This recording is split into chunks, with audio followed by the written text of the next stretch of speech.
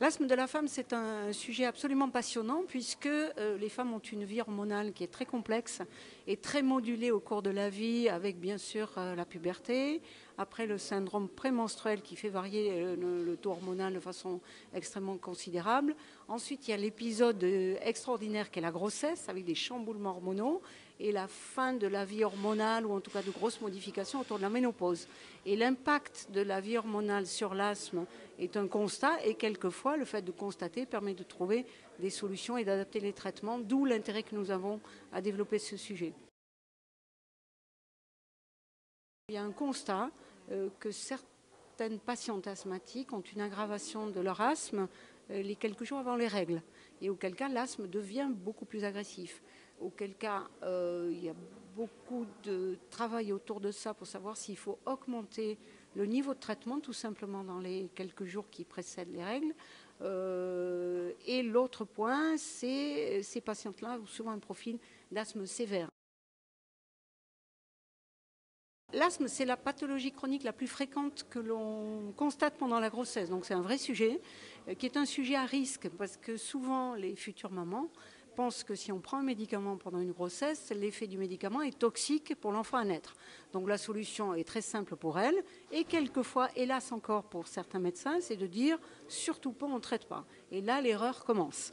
Car le fait de l'asthme pendant la grossesse, c'est un facteur de risque de mauvaise évolution de la grossesse.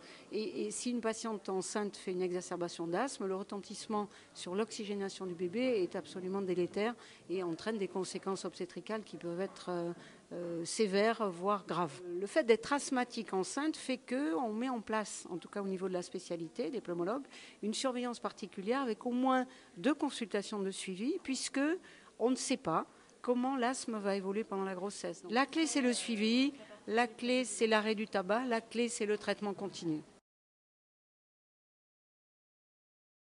Dans les facteurs additifs qui peuvent compliquer l'asthme de la femme, et donc on est parti de la vie hormonale, c'est le grand chamboulement autour de la ménopause, sachant qu'il y a des études en cours justement pour penser que peut-être les traitements substitutifs de la ménopause pourraient modifier, voire aggraver le profil d'un asthme. Donc une personne en période ménopausique, soit commence un asthme à ce moment-là, souvent c'est un asthme non allergique, soit une modification du profil, et probablement un peu plus grave si elle a un traitement substitutif.